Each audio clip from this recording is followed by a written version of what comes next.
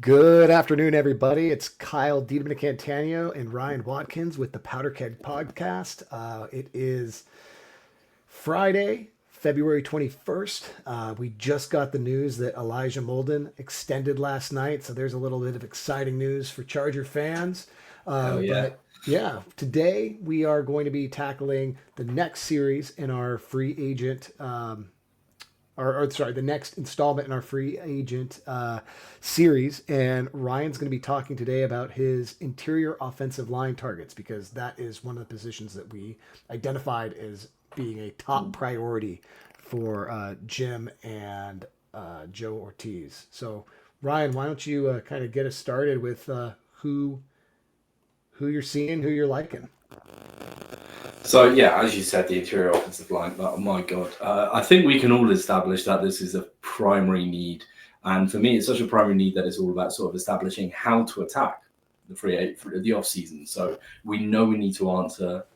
I'd argue three of the spots, probably, but definitely two of the spots um, that are completely empty. So we definitely need to do that in one way or the other, and it's about establishing is that with the free agency class, do we have to go for a more interesting trade option, or do we go with the draft? And that's kind of what we're going to explore in this. So yeah, And let's crack on. And when you say two spots, definitely, maybe three, I think you and I are both of the same mindset that, Zion can be there to compete for a spot, but we don't Mm. necessarily want him to be just given the job again, for that No, fourth year. if Like he it needs financially doesn't competition. it doesn't make any sense to get rid of him Hmm. either. I've seen people online arguing over like oh we could save 2 million by cutting this class. We have 100 million in space once both awards. You know, the cap's even higher than people were projecting it to be, and we had a lot of space before that. So those sort of decisions they influence things, but Zion should be there. We need some consistency as well. I'd expect him to start, but what I don't want is further down the line him to be a weak link in an otherwise solid four offensive lineman outside of him. So yeah. Yeah, love it.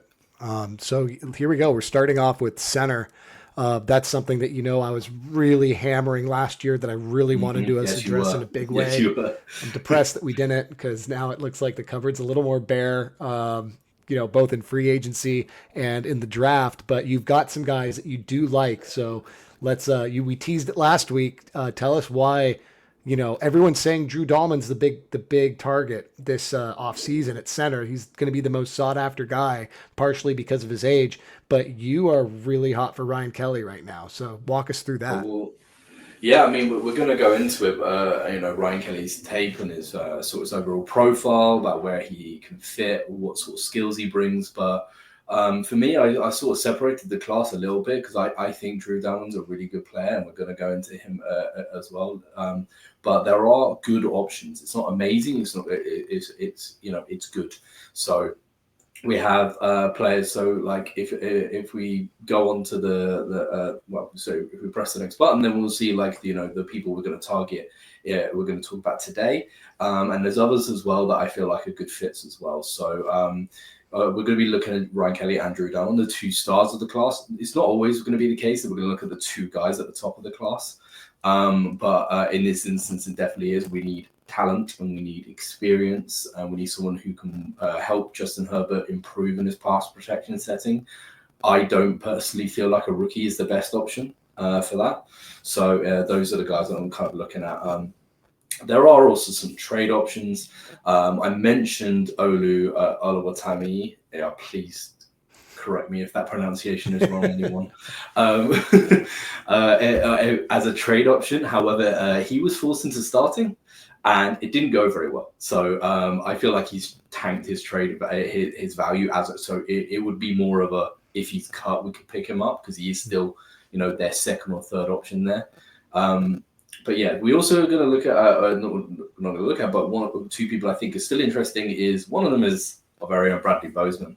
Um, I don't want him to start, but I do think he's going to be a good locker room presence and a good person to help transition whoever is coming in at center. And you know what? someone needs to punch someone if someone takes a swing at Justin Herbert. Sorry. If Jerry Tillery has wormed his way onto another team, then someone needs to, protect him. And So, he's also a guy that would be a great individual to bring back if number one, if he doesn't sign for, it's a shallow market, like we said. There's not a lot of top tier centers out there. So could he, just with the success the Chargers had last year, could somebody overpay him because he was healthy the whole time and we were a little bit better on the ground? Maybe. But if he goes out to free agency and he doesn't get that like $5 million deal that we kind of projected, and suddenly he's looking at 3.5, the Chargers aren't going to get a compensatory pick for him, or he's like on the cusp. Maybe they do bring him back, and then like you just said, we're talking about, he could be a great guy competing for that left guard spot as well, and just giving us that position, a little bit of positional flex, a little bit almost like a Salyer being able to back up at guard and at tackle. Bozeman is a guy that could be a great backup at guard and center, and it's you look at you start comparing him to, okay, would he be a better backup than a William Clapp, like a Will Clapp like we had? Absolutely. So that I'd be stoked on, like you said. But it comes with us having a target in the draft that we're pretty confident we're going to be able to get, because we really don't want to be counting on him to start, right? yeah, and this is another thing I was going to talk about. In fact, I say on this slide is you never want to go into the draft with a really narrow window for success, a narrow landing strip. Mm-hmm. You don't want to be thinking I've got to nail this one guy at this one spot. Can't get him at 22. Okay, can we take him in the late second round? Is he going to last that long? That's a dangerous game to play, and that's when it messes up your whole draft strategy. Mm-hmm. So, and the last guy I mentioned as well that I think had really good, numbers, and his tape looked pretty solid as well, was Coleman Shelton from Chicago. Their entire interior offensive line is in free agency. It's a pretty rare situation. But he was one of the better ones, more consistent on an improved line. However, their system was absolutely terrible and sent Caleb Williams for a spin. So, do you want to bet on that? Not sure. Anyway, gotcha. Right, let's get to the man Ryan Kelly as we teased at the end of the last episode. So we can go into all sorts of metrics and everything like that, but there's one thing that I know that Joe Ortiz is going to do. He's not going to draft small guys. He's not going to bring in small guys in the center of his interior offensive line.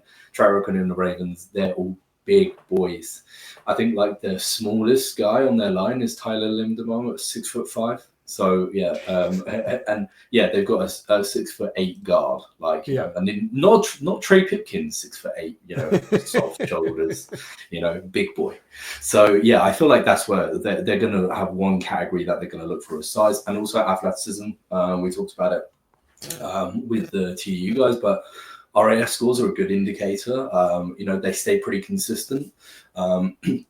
Someone told me that Lane Johnson was like a really high RAS guy when he first came in, and no one really bought it because his tape didn't really show it. And apparently he's still like a top 5 tackle athlete, even though he is 12 years into his career, which is insane. But yeah, so Ryan Kelly's got 9.6, and he's also got, good success in terms of recognition, so Pro Bowls, and even got an All-Pro second team. And the Colts offensive line was pretty good as well as an overall year. So, and again, if we go back to the trade article that I wrote on Stormcloud last year about targets, there are going to be some repeats throughout this series. And one of them was Ryan Kelly. I said that the Chargers should have taken a punt on him because they had already drafted his replacement in Tanner Bortolini. And I feel like that was a clear indicator he was never going to come back. Ship them a day 3 pick when they were pretty much already out the running. They dragged that race on to get the 7th wildcard spot, but I really never thought they were ever going to danger it. Yeah. So it always frustrates me about trades, and it's something we talked about on the roundtable, was they don't work out anymore. They just don't. So I think people need to change their strategy and go for smart additions like this. Like you've talked about constantly, Carl. Like this kind of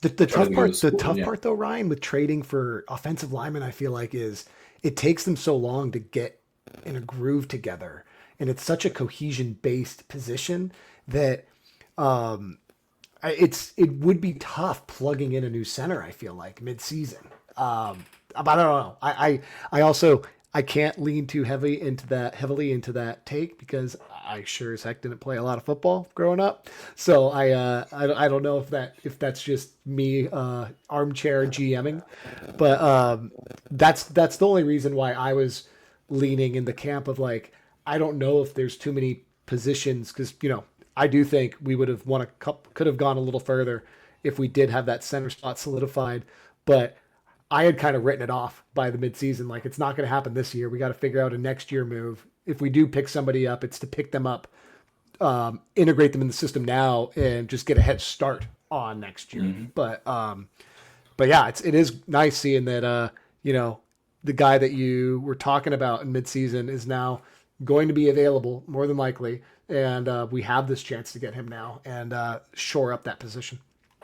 Yeah, he also has a slight injury. A slight injury. He missed most of last season, but apart from that, I went back and looked. He's barely missed a game his whole career, so I don't think, even though it was probably going to impact his value. I mean, Carl's going to tell us shortly what we're looking at for him in terms of a contract, but I don't think it's going to affect him too much. However, it might put him into the more affordable camp for us. Yeah. So do you have an idea of what that sort of cost would be for Brian Kelly based on his numbers? Yeah, what we basically have for Kelly and our evaluation is $8 million a year on a 2-year deal is kind of where we're seeing it. I believe he's going to be 32 by the time the season starts. And once they get over 30, you do get that that contraction of their values. It does start to wind down a little bit, and but his comps were like Lloyd Cushenberry, who I believe signed for like 12 and a half a year. Yeah, but again, he was a guy that was much younger. So he was somebody that was going to be seen as somebody that could start for many more seasons. Right now, Ryan Kelly, at 32, you're gonna kind of be. I think he's 31 now, but I'm pretty sure he's going to be 32 by the time the season starts. Okay, I can double check that. But you're looking. You're not really grabbing a guy that you're confident is going to be around for 4 or 5 years. I mean, we lost Corey Linsley and Pouncey, I think, before they hit that 32-year mark. I could be wrong. Yeah, it's right around there, I think. But about that time, yeah. Yeah, so he'll be turning 32 May 30th. So I think 8 million is right around where it could be. If he signs for a 1-year deal, it might be closer to 10. But his Cushenberry was the best comp we had for him, and I'd back that down a little bit because of the difference in the age. Yeah. But the snap count does go into that valuation as well. So the time missed did factor into that. That's true. That's interesting. And you know what? Like at that price, this is something we talked about. Is just instead of getting like a premier guy, although in this class there isn't a standout premier guy, I think Dalman's going to get a bit more. But in a situation this where you can look at Kelly, but you can also go, and we're going to draft to replace him. Exactly. I mean, the Colts did it last year. The only hesitation I have is I think he'll want a 2-year deal because he's already been replaced. Once, by a younger guy. But he also can't kid himself and think I'm going to get a 3-year deal and playing until the wheels fall off. Yeah. So maybe, I mean, contract wise, players of his age, is there like such a thing as when you get a 3-year deal, but it's actually a 2-year deal with sort of like a non-guaranteed money at the end of it? Oh yeah, I mean, or it's just you get the signing bonus that will be spread throughout it, right? Like there's nothing you can do about that. But then they just wouldn't attach guaranteed money to the 3rd year, maybe make his APY look a little bit higher by really stacking that, backloading that contract. That also is something they could do on a 2-year deal. If they do go and grab a guy in the draft that they think they can onboard him that first year, have Kelly teach him up, and then start him next year. That's a possibility as well. And, that could look like a like I said, like two at 8 million a year or one for 10, that could be him getting a $6 million signing bonus. You're going to see how terrible I am at mental math right now, but like a $6 million signing bonus, $2 million base salary this year. So right away you're seeing $8 million for 1 year, or let's say, oh, that'll work. But then they guarantee only like $2 million of his base salary next year, right? So Yeah, now that's he's what you made need. Low in low cash. dead cap. Yeah. Yeah, so in cash, and this year he gets 8. Next year he gets 2. So if we do cut him after 1 year, it is still a 1 year $10 million deal with some of the money just pushed away, and then they would Mhm. just backload it on that year for however much he wants to make the 2 year deal look attractive. And if he plays his brains out and plays well, then they will keep him and have that higher price point. But that could be an option as well for this team, and I would do that in a heartbeat. $8 million this year, $2 million next year, absolutely. Oh yeah. Right. So now we're getting to the all important part of basically understanding his play style and why he's been, towards the front of our list. Um, we'll go over the tape, and then we'll if we need to, we can come back to this. So You got it. the first thing is he does not play like an over 30-year-old. I was surprised at the speed he has in all areas. You can see him. Obviously, when we get to the other angle, you'll see him in the middle of the screen. Watch how fast he can move laterally. His speed is genuinely elite. He uses his long arms really well. Look at the reach he's got. So he's got to get over. That's a big boy. Yeah, that is, in case anyone doesn't know, Tavondre Sweat. Oh, The jeez. massive fridge. Yeah, the Coke machine himself. So yeah, he flies across his face, uses long arms to get to basically jam him up, keep him at bay, swings his hips around, and basically then puts his outside foot in the ground, and he pushes him back the other way.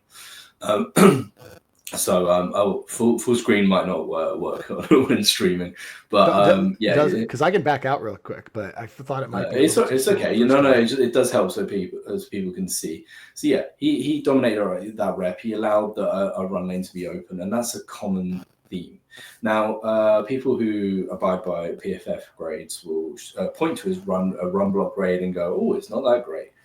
It's a lot less than his pass block grade. But I watched this game against the Titans, who have Jeffrey Simmons and Devondre Sweat in the middle of their and some pretty good backups as well. And he dominated these guys the entire game. This is against Jeffrey Simmons, sorry. And you see on this one, if we play again, he has to dig in, push up with his lower half. It's all lower half strength, and he can push him up and twist him out of the gap, which is an insanely strong thing to do against a big boy that's out leveraging you. So he's the outside, and he twists him over there and opens up that gap for Jonathan Taylor to run through. It shows that he's got speed and functional strength in bucket loads, and I feel like people get a bit funny about veterans because of what they think they're going to fall off the moment they hit 30. 30 is relevant, depending on position, depending on tread, depending on injuries. He's, like I said, he's been pretty consistent, and I think it shows here. Think about So Khalil yeah, Mack. That body is not as old as his driver's license says, man. no, he's got some magic in the water somewhere. Oh yeah. So yeah, he's still. This is more examples of his athleticism. Look, he's the one pulling here and leading, and he gets out. He gets out of there and he's flying upfield. So you can see he steps back around. To do this after snapping as well is one of the hardest things you can do in football, is to snap, pull, and dominate through a gap. You can see how quick he is here. Through, up to the second level, solid foundational block, allows Anthony Richardson to move up. And this is something that the Chargers could not do at all, even though it's something Roman loves to do, is pull the center. Because Bozeman would get there, but he'd get there around the same time the running back was getting there, which is, it's not great. And then the other option was watching Trey Pipkins trying to pull, and then Zion, who gave, there's been plenty shown on say about how he gives the play away before he actually pulls, because he pulls his hand up way too early. So yeah, sometimes he hovers it. He doesn't even put the hand down. Oh, so yeah. It's That's a bad Um, look. so in pass protection, he is the PFF grade is right on this one. He's really solid. He basically, and the one thing that we've been begging for is someone who can spot stunts. Hmm. Yes, that is something that we've been absolutely missing over the last year. With this one, passes his man off straight to the net, to Quentin Nelson, bounces off of him, takes the next guy coming across, and escorts him well out of the way so that the quarterback can run clear. So it's a repeated theme. Yeah. So big open gap. Anthony Richardson or Joe Flacco. I can't remember who this one was. They changed mid game, but yeah, the path was created for him to step up into. Yeah, it's Anthony Richardson. So you see him in the center of the screen here. Pass set, pass off to the next guy. Keep shoving him over. Keep shoving him. Keep shoving him. He's the last guy blocking down at the bottom of the screen, which is something I love to see as well. Now, how confident would you be in Zion improving in that regard if he had somebody as that does this as well as Ryan Kelly does? Like, I think you would absolutely see improvement. To what extent? Basically, I'm not that confident. Even though we all pretty said when we were pretty much sure when he pretty much said when he was drafted that we were sure his floor would be high yeah, based on his tape at Boston College. However, we weren't sure how high his ceiling is, and I'm a bit afraid we're already reaching it. You yeah, can see he maxed out his body this last hmm off season. I don't think that was necessarily a smart decision, but you can see he maxed it out. He wanted to be an aggressive downhill guy. He wasn't good at that. And hmm he wasn't also good in the smart side of the game, which he was showing at Boston. So I think he would improve, but I think we would improve even more with competition. yeah, So, yeah. yeah. That makes sense. I just still feel like there was such a dichotomy between his play when Corey Linsley was in and when Will Clapp or even Bozeman was in. That I hope with a good leader at center that there's still a little more meat on the bone, but who knows, man. Yeah. So the biggest thing for me is that if you look at positional value, both in free agency, the dry trade market for centers, unless they want to go and make a ridiculous offer to someone who is unavailable for most other teams, then which is not a smart strategy to do with offensive line, interior offensive linemen anyway. Um, that makes for me, out of everyone we have talked about and will talk about, including T. Higgins, I would rather draft Ryan Kelly over T. Higgins based on the alternatives available Mm-hmm. for all three phases of the offseason. Um, he would not only provide improvement to the run game, pass protection, intangibles, but also, just provide a steady presence for everyone to set themselves off in the middle. Mm-hmm. He came back from injury towards the end of the season, and in week 16, Jonathan Taylor absolutely went off behind of him, behind his leadership and his blocking. And he also, like, his pass block win rate speaks for itself. He was 10th despite being too old and had a lot of injuries. So when you add those on, it's a pretty impressive resume for me. Absolutely. Um, yeah, I really like that tape, and I like I like bringing in a vet at center that we know can play at a very high level, and you've definitely convinced me that he can do that. My only take with this would be kind of exactly what you alluded to already. If we go Ryan Kelly over Dalman, I really hope there's a target in the draft that they know they can get, like somebody that would be in the fourth or fifth or sixth round. So you can draft him a little early if you have to, and preferably a couple targets, but some couple Yeah, options yeah, for somebody that they can start grooming underneath him because you never know at that age. It's tough knowing how happy we were having Pouncey and Lindsley, and then all of a sudden losing them when we did. So that's the only thing that's kind of tough to swallow. But you look at other guys like Kelsey. I mean, Kelsey could have kept playing if he wanted to. He was an all-pro center until he retired. Other guys have had success late at that position as well. So Kelly looks like he's one of them that's trending in that direction. So I'm all for it. he's got to be a team player. if that's the case, and from all accounts, he's got the right attitude for that. So here's hoping. And the Yeah. other guy we've mentioned is Drew Dalman, and you've seen probably his name bounded about all over the place. Elite grades, elite RAS score, and you'll see it on the tape. I did not know offensive lineman could move like this. Like he's definitely faster than me now. He's probably faster than me at my peak. Yeah, there's a reason I was playing safety.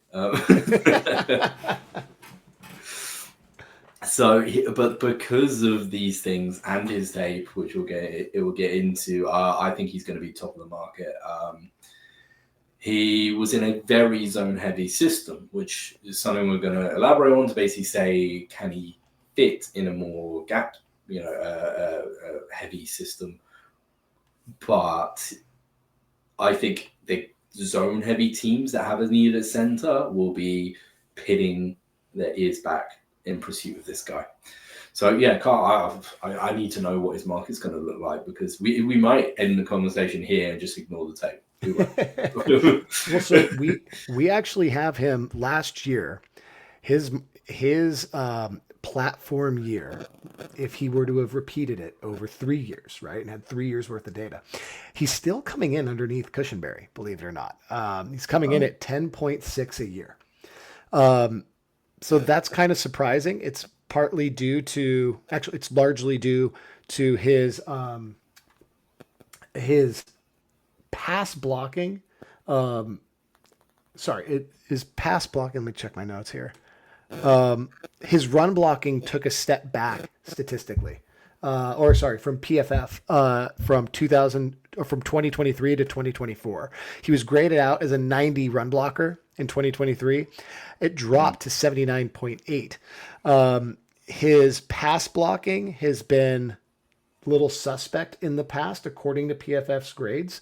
And his pressure rate, it used to be in 2023, it was at 5.59%. It improved to 3.39. So he improved as a pass blocker. He kind of became more well-rounded last year. And like you said, an 80 run block grade is still really good with PFF. But the lack of him being a premier pass block, or like a really above average to great pass blocker, at least in that pass efficiency metric, has stunted his value a little bit. What we don't have factored in there is the lack of another leading guy, and the fact that the market has took a jump with guards last year, and we could see the center market jump in a way that is a little would be considered unexpected at this point. So I wouldn't be surprised if he ends up in that $12 million range.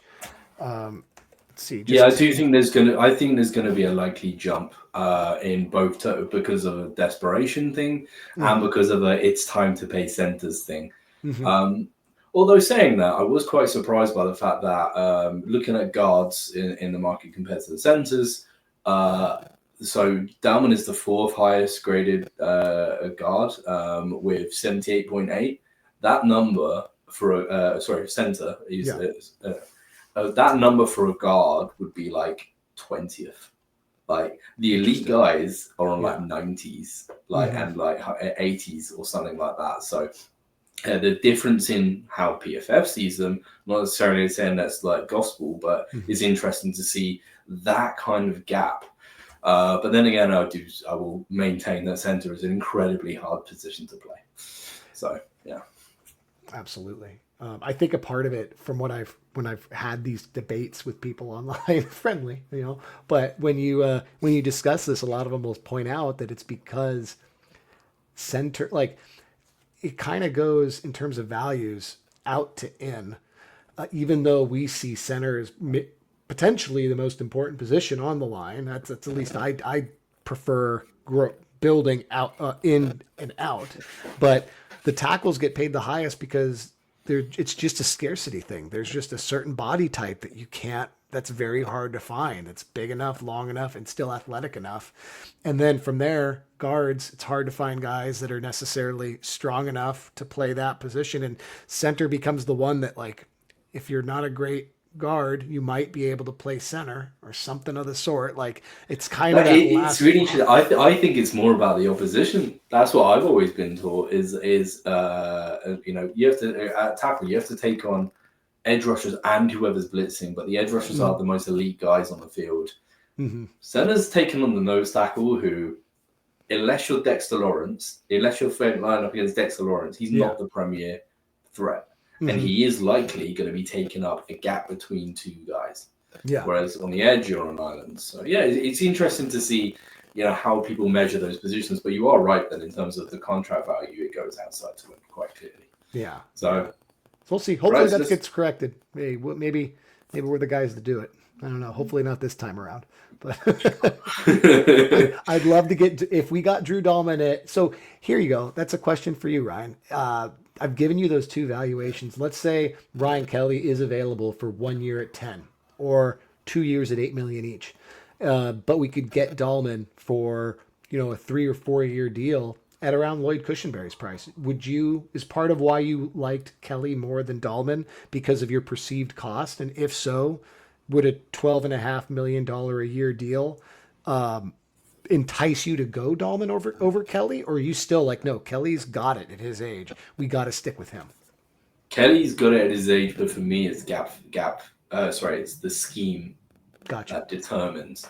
Mm-hmm. So we'll go into. You'll see when we go through Dolman's films. So his traits are all about athleticism, lateral agility. He deals with double teams very well, but in a sort of athletic way rather than a power way. He picks up stunts really well. I'm confident in the staff to adjust him from a zone heavy to a gap heavy, scheme transition. But for me, I'll probably say still Kelly. So I mean, with Dalman, what you see, and it explodes off the tape the first time you see you. I'm pretty sure this first clip was the first play I watched of him, so which is saying something. So that was a bit jittery. I'm not sure if that's the upload. But yeah, if we need to move on to the next one, we've got enough of them to cover it. But essentially, he is able to. I mean, this is in pass protection. You see him obviously in the center of the screen. He sets one way, comes back the other, and this is against a guy who's hitting the market this time in Milton Williams, and he's a great player, a great pass rusher, and he goes one way then the other. He keeps his hips square. What Dalman does quite really well. He knows he's not the biggest guy. He's actually undersized for the position. Another note as to why maybe Ortiz might go in another direction. But what he does really well is he uses his fast feet and fast hands to basically just continuously move, punch. It must be so exhausting to go against. It's like elite boxers. They never stop moving. And it's just trying to out leverage that is really, really difficult. This one is a really interesting one. He's something you don't see very often. So they're going to do a trap block to the wrong side. So if you play that again, so Dalman's in the center, obviously, and everyone else goes that way. He pulls back around and takes on the only rusher left on that side. You cannot do that unless you're one of the best athletes on the field for any position. So that's a really unique thing to do, and it's all over his tape. So it's on the wind back block basically. One reservation I have about him, which is not quite fair to say that I didn't say about Ryan Kelly. So Ryan Kelly had Quentin Nelson to one side of him, Will Fries on the other side of him. It's a really good interior. Dalman had Chris Lindstrom, and I can't remember the other guard's name, but he was a very good young guy, and I was hoping he was going to be a free agent, but he's not. So the Falcons had a good interior as well. However, Lindstrom is absolutely elite, and he should be all-pro most years. And he is obviously influencing Drew Dalman. So on this one, you can see here they pair off really well in passing off the stunt. But it's helped by having someone elite next to him. How much that comes into it, you have to question it a little bit, I think. So I don't think that the lack of gap tape, because when I say lack of, I couldn't find any. I think that wind-back play was probably the only play I saw in 3 games where he went the opposite way. So very simply, zone scheme is you run one way and the line go that way. Yeah, it's about speed, cutting off blocks. So, by the way, every team runs both schemes to an extent. Roman was probably a 58 to 42 kind of guy. 58 very good gaps, 42 zone. The Falcons were almost historic in the fact that they were like 70-30, even though I couldn't find any that's average out over a season because there are some game plans where you end up doing more of it. So I don't think that he would be completely adverse to making that switch to there, and he has the athleticism. The one thing I have concerns is his functional strength to get in, under, and drive out gaps that you need to in gaps. His technique is usually, I'm just going to be really fast into your chest and win with speed and power. Speed to power. Like a bull rush in pass rushing. It doesn't necessarily mean you're strong. It means you know leverage. And I worry about him having to dig and twist guys like Jeffrey Simmons out of a block.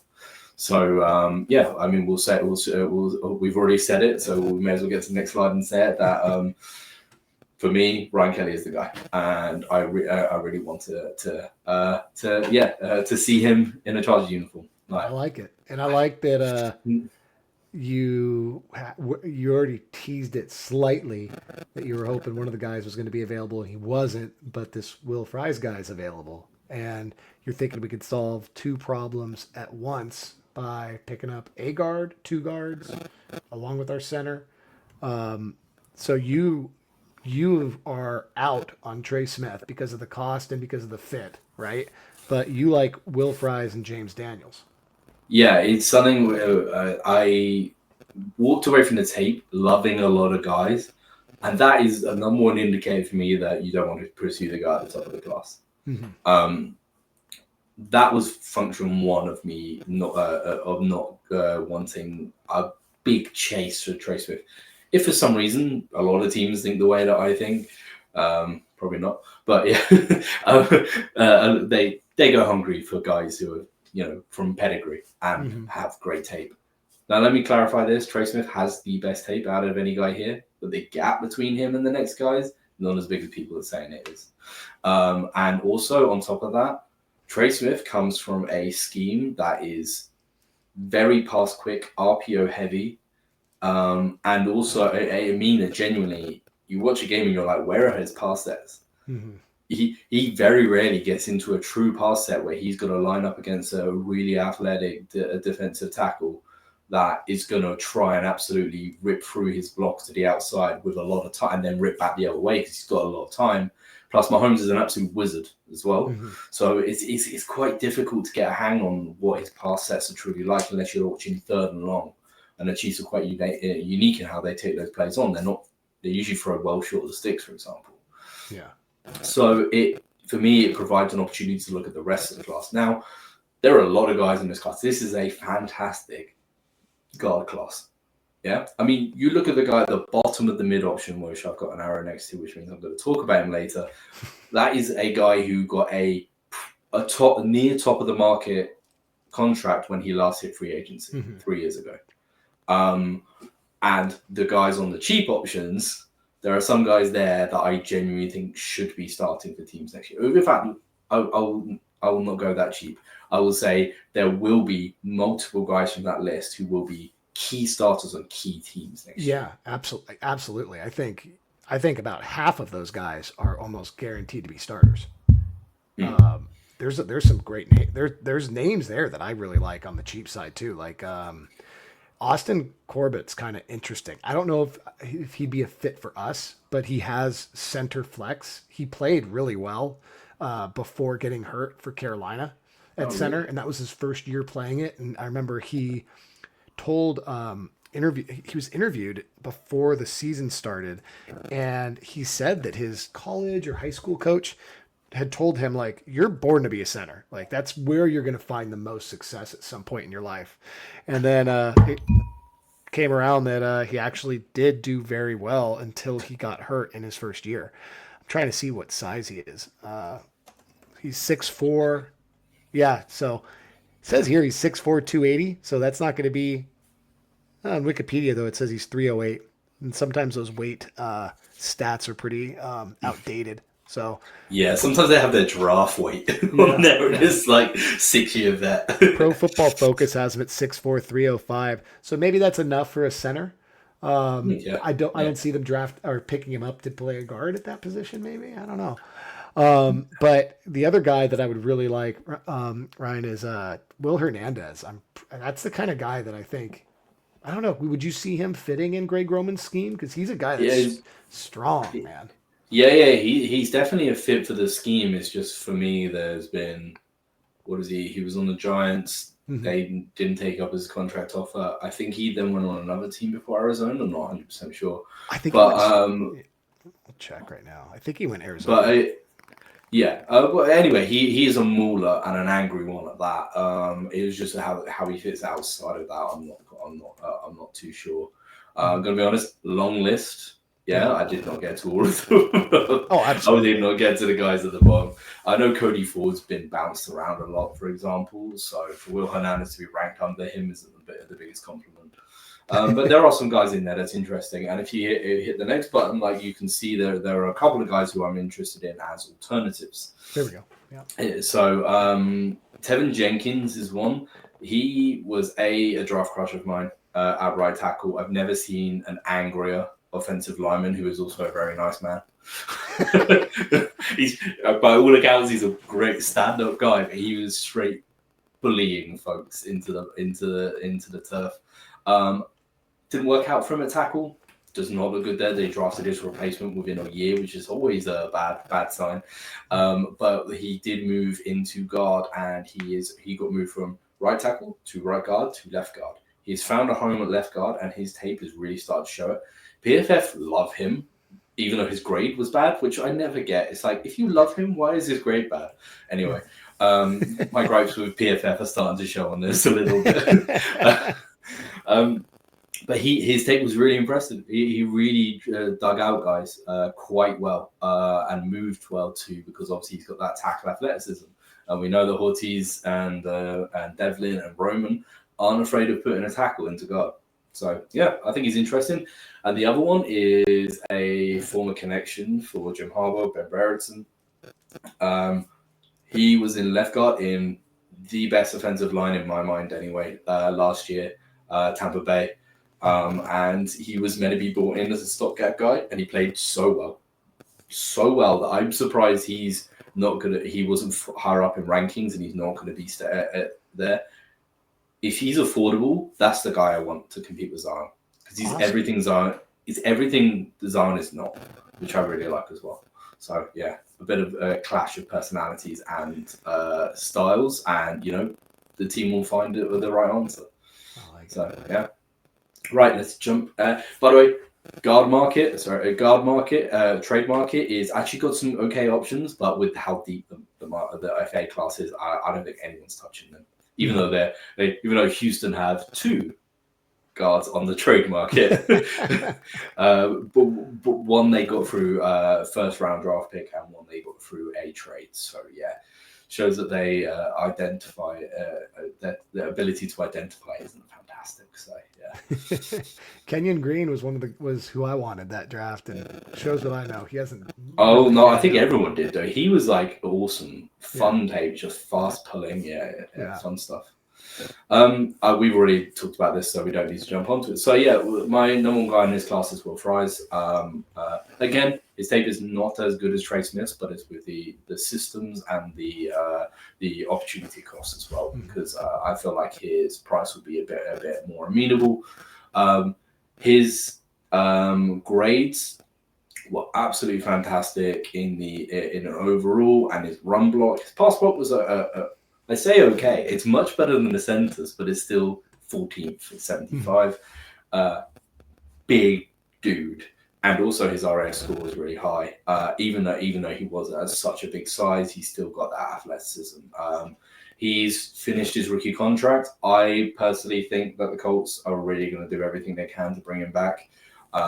You've got a skittish, to say the least, quarterback behind him. Might want to project him. However, I think he's absolutely going to go for a good amount of money. From where I'm seeing, Carl's probably going to correct me in a minute. He also suffered a season-ending tibia fracture injury in week 5. However, broken bones are fine with barely any long-term impact. It's more about ligaments. So yeah, I'm okay with you chop your arm in half. That's a lot easier to come back from than if you tore the ligament in your elbow. I'm not even kidding. He had 2 former All Pros in Quentin Nelson and Ryan Kelly next to him, so people might put him under the radar. So I think the big question everyone's going to ask is, Kyle, what's he going to cost? So his platform year, this last year he excelled with him getting basically an 85 run block grade from PFF and a 75 pass block grade, and got under that 4% 4% sorry, Pressure pass rate, snap, pressure rate, pressure allowed, pressure yeah. rate, whatever you want to call it. They have him at we have him at a $19 million projection if that platform year was the only thing that mattered. But he also missed time, right? His snap count was down significantly from injuries. If I were to go back to last year, his platform year was only 4.5. He didn't play nearly as well last year as he did in limited action this year.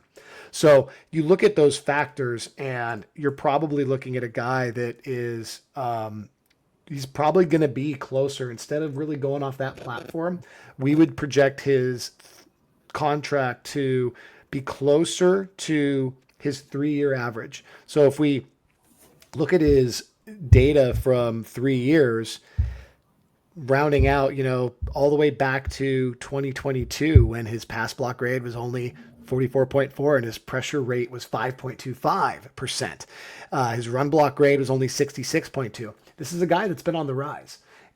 So it's a real shame for him and his valuation that he was playing so well in this platform year and to have it get cut short. Because if it did get cut, if he played that whole thing through, you might be looking at, the contract being closer to his platform year than to his 3-year average.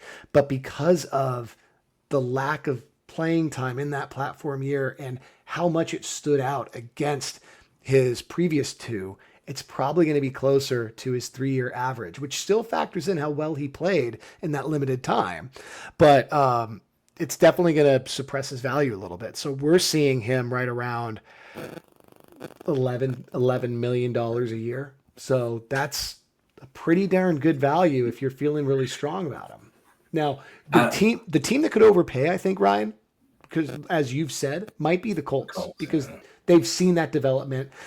Just like how we extended Elijah Molden, they might be much more confident in him returning to full strength. They've had a longer time to evaluate his injury and his progress. But if he does go to the open market, that's probably where we're going to see him. It's also, should a tibia fracture have ruled him out for 13 weeks of the season? Maybe not. So maybe they held him back, knowing that they could get him back to come back in the building at a little bit of a cheaper cost. Definitely. Kind of like an Asante Samuel situation. Except for a he's different reason, but yeah. We're going to see on the tape as to why teams are going to covet his skills. One thing, when you look at his photo, when you see his face, he is a baby, a 6'6", 320-pound baby. Let me see if but he is a stone cold dude on tape. He basically, if you put him and Joe on the same No. side, teams will be like, "Oh, this is in for a nice easy day," and then they're gonna absolutely maul them. Dude, I'm trying to He find is a good a blown up photo of this, but because you are he, absolutely correct. This is a baby he faced bandit right here. Yeah, he's a young looking dude. He's got all the way through his rookie year, and he's still looking like he can't grow a beard. So yeah, but he's dead. There have been a number of instances which I haven't quite got on film, because I watch coach's film and it doesn't show the scuffles after plays, where he is sat on guys, buried them into the turf, and got that guy to get up and swing a punch at him so they got a further 15 yards. He is that guy. Like, he winds up. He's one of those guys that coaches will just sit with their pointers. They'll point at them on the screen and be like, "Hey, see this? Everybody needs to play like this guy." He is coach's son. This is not just because he's white, but yeah. So yeah, you'll see on this play from the so he plays right guard, and you can see he's going to pull to the opposite side. He takes out two dudes with one hit, one on each shoulder. When I say two dudes, that is Patrick Queen and Nick Herbig. Nick Herbig flattened Rashawn Slater this season. Flattened him.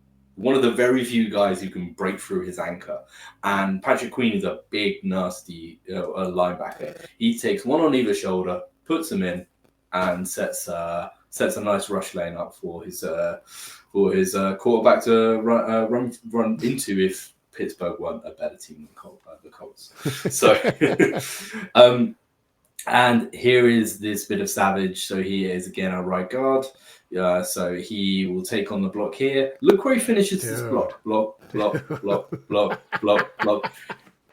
He gets higher than the free safety. Yeah. And this is not on a, on a FU block. Like, this is just a standard run the mill. I'm just going to pick you up and carry you. It's blindside material, isn't it? Like, yeah, it's fun. And if people say pass pro is passive, no, it's not. Not with Will Fries. So he must be offensive, like analyst, like fun guy to watch. Because again, he's a right guard. You'll see him here. So he meets his match. He pushes him, keeps burying him, and he's buried him in the turf on the left. And it's not, by the way, it's not just this. I just get carried away with this stuff. But like, his film is full of strength, power. I'm surprised by his ability to pull at his size as well. Now, bearing in mind that Roman actually prefers to pull the right guard, it's always important to have that in whoever we target. He likes to go from right to left on his runs, not just because his personnel, he did that before, it's just how he likes to set up. I think I looked at his San Francisco days and they had like a 57 to 43 split going left as well. But he just fits what Joey Ortiz is going to look for. Big, strong, fast, smart. He is a Stanford guy, by the way. I'm pretty sure. Anyway, he just meets what we're looking for. And it was actually a little bonus nugget. Jim Harbaugh gave him an offer when he was at Michigan. So yeah. So honestly, one of my favorite things this offseason has been going back and looking at who Jim Harbaugh gave offers to, because not only does it provide us some insight, it just shows how good him and his staff are evaluating talent. Absolutely. Their guard class that they targeted that year, literally most of them are in the NFL. That's awesome. Like, it's crazy. Will Fries was like a 3 or 4 star athlete that was quite far down the list, and everyone above him is in the NFL. So yeah, Ryan, I love this. If we were debating between Dalman or Kelly, but Fries is a part of the equation, I love the idea of pairing two guys that already have that chemistry together, and bringing over the best parts of, besides Nelson, but bringing over two big positives from the Colts offensive line and letting them flourish here. That'd be incredible. Yeah, I think it's a fun idea to pair. So yeah, the next guy is I don't understand his numbers for size. You'll see him on tape. He looks like the smallest guard who has ever lived, but he's 6'4", 320. So like he's big. Like, he's big enough. Like yeah, but he is very well graded because of his elite run blocking. He is an RAS score of 8.5, but he is rapid. So fast, so quick, so agile. He genuinely plays guard position like if you put a running back in a guard, like genuinely. It's really impressive. So now the big caveat is, and the one that should make the biggest impact, is that he snapped his Achilles in the same week that Will Fries fractured his tibia. Midway through the game I was watching, his first game, which is a real shame. I looked it up, and the average time to recover is listed at 10 months, which would take him right up until the start of the season. So again, this will impact his contract offering. This is, as I mentioned earlier, this is his second stint in free agency. Beforehand, he got 3 years, 26, which is quite a big offering in 2022. And I feel like he'll probably get a similar-ish contract based on his play. Steelers are willing to let him walk, but I feel like cost is going to be impacted. Carl, I'm sure you're about to tell me. Yeah, I mean, his production suggested around 8 to 10 million a year. So just like what you said, kind of like a repeat of that last one, which was just a hair under 9 million a year. But with that injury, Ryan, there's no way he comes close to it, in my opinion. I think, I mean, maybe if he's working out with the Steelers, and they want to keep him around and they're really confident, kind of like what we were talking about. Same deal. If he's been in the room and working with them and they do want to keep him as a foundational guy for years to come, and they've seen that the recovery is going excellent, maybe they extend him to like a 3-year deal that has an out after one, or even just 1 or 2, that can keep his value inflated. But I think we're more realistically looking at a Connor Williams situation where he tore his ACL, wasn't healthy during wasn't at full strength in March when the big contracts were going out, and waited until he knew he was ready to go and fully healthy before signing with the team. But that wasn't until August, I believe, is when he signed. Yeah, and it was late. For $4 million. And you're talking about the guy that would have been higher up in the free agency rankings than Cushenberry. Like he would have definitely beaten out Cushenberry's $12.5 million contract. He was an elite graded center. And even though he got healthy, different injury, it is a ligament, but it was an ACL instead of an Achilles. I think Achilles are worse these days, right? Like they've gotten so good at repairing ACLs, it seems like. And Achilles, you just like that's almost like a JK looked great this year, but that can be a kiss of death. So I don't know if teams are going to roll the dice on that. I think we're going to have that same situation where he's going to have to show up to a team and, hopefully as early as July, probably closer to August, and take a prove-it deal and show that he can stay healthy for a year. And then next year, once he has that can kind of reset everything and get him back to getting that 10 or above $1 million a year contract. Interesting. Right. So the reason I really like his tape is that he is slender, but he doesn't play like it doesn't matter when you watch it. Yeah. Like I said with Drew Dalman, like he uses his hands really quickly. Like whatever speed Dalman is double that for Daniels. He is just constant, just bang, bang, bang, bang, bang, bang, jab, jab, jab, like keeping it moving. It's almost impossible to get around the handle. Like you just couldn't go through him, but then he's got a surprising ankle as well for his size. Arthur Smith didn't run many downhill concepts, which is a surprising for a Steelers team, to be honest. But they're on zone blocks. He is flying across, but it doesn't also mean that his gap block or his pass pro wasn't good. So let's jump into some examples of what we saw. So his footwork is elite. Like there's no getting around it. So again, he's at the right guard spot. So you'll see it when we get to the end zone angle here. That this is against Puna Full, by the way. So this is no slouch. He's at the right guard spot in the middle, opposite Puna Ford, and he holds up against a man who out leveraged most other guys. And Puna Ford has a bit of weight on him. I'm just realizing now that weight wasn't the right one that I've listed for him. The he uses speed so well in many areas. It's not just I'm going to get a cross shot around you. It's I'm going to reset, attack. So here he's gone one way, then the other, and back again, and held up his anchor. Yeah, impressive. And the film is so good that I genuinely feel like he would have got a really good contract, which is pretty rare for a guard to hit free agency twice and get good term long deals.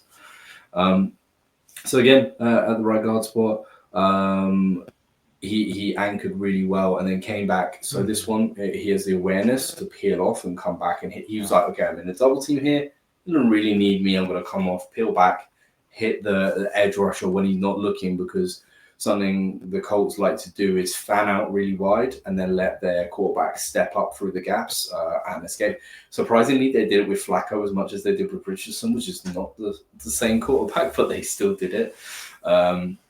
But yeah, and a key part. Fields and Wilson. I'm thinking that the Colts on it. So with Field and Wilson, they with both of them, they fanned out and they let them step up into the gaps. And Daniels was a really key part of that because he could attack and have the awareness to do it. So he's again really good at picking up stunts. I thought he was genuinely so impressive against the pass, but against the run, he does get there as well. So he works with double teams nicely. He knows when to slip off. He knows when to shoot up to the second level. So on this one, you can see he's on the right side of the center. He uses his speed not just in his feet and his hands, but his hips as well. So here he slides his hips around really quickly and is able to knife back in. So he seals off a run lane, and then he gets up to a second guy because he's so far in advance of the guy who tried to cut him off, which is our own Otito Ogbonnia. So he gets around him, climbs up to the second level, and springs a nice gap to run through. So his take was well-rounded. I genuinely thought his grades would be the other way around. Like, you know, I thought his work in the run game was just as good as his past one. So yeah, and I think we've got one more. Oh no, we don't. Cool. Yeah, that was it. Good. So yeah, so Daniels has got impressive film, and I think it's only his injury is going to hold him back. And sometimes it's really worth taking a punt on that. He only played 4.5 games this year, but it actually timed up with Fields' time as a starter. So the offense is a little bit funky. They were really trying to get Fields into a comfortable system, quick throws, getting him moving, off platform throws where he's a little bit better. It would have been interesting to see him with Wilson, and I feel like teams might be a bit wary of that it was a bit of a quirky system when he was playing at his best. However, he's got historic good grades as well. He's been pretty consistent. So the reason I've put Daniels on here is personally I feel like he's going to be going so cheap that if they wanted to go massive in the center and T. Higgins and defensive players, and if they wanted to be a little bit cheaper right guard, this could be an option for them. Man, I also kind of like. Do you think he's a guy that could slide over to left guard? Guard's pretty transferable in my opinion. So so he could be another one that's competent. He's really athletic. I'll be surprised if he can't make that switch. Because that would be a really interesting guy. Like I would be nervous personally with the Achilles, trusting him at something that you and I have wanted to prioritize so badly. Is our interior offensive line, since we have such a dominant tackle group. It'd be so great if instead of counting on him to fill that right guard spot, maybe if what I kind of project is correct, if he's more of that Connor Williams this year and gets maybe a 1-year $5 million deal, like I'd take that gamble on an elite left guard that assuming he stays healthy, that can push Zion, probably knock Zion down to a, backup role, and then just have a, you know, kick you in the mouth type of offensive line. I mean, that'd be beautiful. Be great. Getting Fries and him, but maybe I'm getting greedy there. I don't know. No, yeah, maybe, yeah. And also we got Savia, who can fill in if we do need that Mm-hmm. 2 game, cushion to get him up to the point he can start at either spot. Yeah. So yeah. But if he's Yeah. not able to try out in March and test for teams and whatnot, it's going to be tough. He won't be. He Yeah, won't yeah. be. Because like Connor Williams, he started out okay, even though he was dominant the year before his injury, and even the year before his injury. For whatever reason, that was such a rough ordeal. He retired mid-season last year. That was nuts. I couldn't believe it. That was my free agency crush last year. That was your guy. So yeah, I'll just quickly run through the rest of the class for the guards that I've mentioned, Tevin Jenkins and Bear Barrison, so I won't go into those. Mekhi Becton, he is going to get way more money than he should, and that's always a dangerous game to play. I also do not like pursuing anyone who comes from an elite offensive line. It used to be, I can't remember the old Patriots offensive line guy, then Broncos. Oh, Nate Solder was one of them. Yeah. And don't pursue anyone from Jeff Stoutland, in my opinion, because he is a absolute god. And I love Devlin. I like what I've seen from Devlin. I don't know if I think he's going to be able to get the same drive and consistency out of a guy who formerly had some trouble with that. And his tape wasn't perfect either. So, yeah, I like him. Could we see him come over? Would I be happy about it? I think I would, but I think it's still a bit of risk. Scherf and Zeitler, whilst I think we can have a veteran center, I don't want to go with a super old guard. We've had too many rotations, and I'd like to have a bit more stability. And Scherf and Zeitler will have probably 2 years left in the max. So, yeah, I'd rather be a bit younger than that guard. So yeah, I think the last things left to say really are, I think we've sort of gone over who we like, but the next one is about the positional flexibility. The positional value right now. So this was tweeted out earlier today, and me and Carl were like, "Wow, that is so awesome." Shoot, we got to remind me to give credit to it. That's true. Yeah, we will absolutely drop that. Yeah, we'll I do. In the comments or in the description. It'll be on the slides or in the description. We will not steal that. So basically, what this does is basically says where each position's top 15 paid players were found. The light blue chart bar is the draft. The free agency is the middle blue, and the green is through trade. Guard, and basically the whole of the interior offensive line is the lowest draft success out of those, and the highest free agency success. So that just tells me that when you're looking at you look at the rest of the chart, like wide receiver, holy hell, do not give wide receivers contracts in free agency unless they're T. Higgins. But it doesn't sound like he's going to free agency anyway. Sad face. But this is the one place you can go spend money. Yeah, and you go spend money hard. Last year you had the Panthers got 2 absolute ballers. They overpaid massively on their contracts at guards, but they were actually really impressive in a terrible team. Yeah. I mean, you can just go back to watch the game. I think we got like 2 pressures the whole game against them with our talent across the line. That's when everyone was healthy too. So yeah, I really think you can attack these 3 positions with a big budget and have success through it. So I love it. Yeah, it's Hortiz's time to shine with these guys. So we've already said all of this, which is nice to sum up. But Herbert needs a veteran in the middle, cooling his pass projections, something he definitely needs to improve on. He needs a guard he can rely on the right, who provides a bit of nastiness, because whilst he will be moving in either direction, vertically right, around the left. He needs to be able to clear out guys with too many times. Where we've seen anyone who's done tape breakdown of the charge run game last year saw that there was the gaps that JK was trying to get through didn't exist, or were very small, very narrow windows. So even when he got through them, he was off balance. Yeah. So we need guys who can drive those gaps open, right? With speed or power, either way. I've said who I think are going to be fits myself. Carl's given his opinion. The one thing I would say is I feel like Ortiz might take a swing at Mekhi Becton. I just have a feeling his size and profile really fit what the Ravens and now Chargers have tried to do under his watch. So very interesting. We also had Ben Cleveland out there as a potential option until he got a DUI yesterday or 2 days ago. A big DUI. Yeah. So, well, we'll be getting back at it shortly, guys. Ryan's going to put together some defensive targets as well, and then we're moving on to the draft. So, awesome. Well, thanks for tuning in, everybody. Thank you, Ryan, for setting this up for us.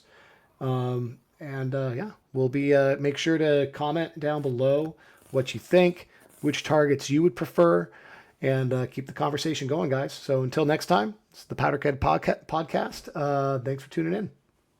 See you later, guys. Thanks again.